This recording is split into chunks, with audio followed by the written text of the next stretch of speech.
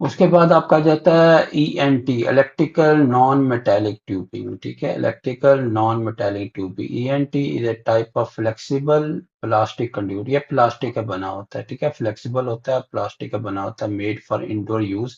जो आपके अंदर वाली जगह होती है उनके लिए, इस्तेमाल के लिए बना होता है, वॉल के अंदर, सीलिंग के अंदर या कंक्रीट के अंदर।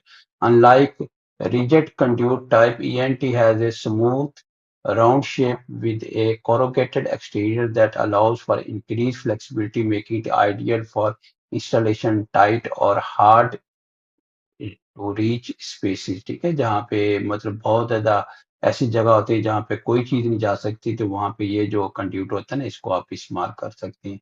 ठीक है, इसमें स्मूथ भी होता है, राउंड शेप होता है, और corrugated exterior that allows for flexibility इसके अंदर बहुत ज्यादा होती है। ठीक है, ईएनटी को अगर आप देखें ना, तो ये थोड़ा सा बेहतर होता है जो हमने पीछे अभी देखा।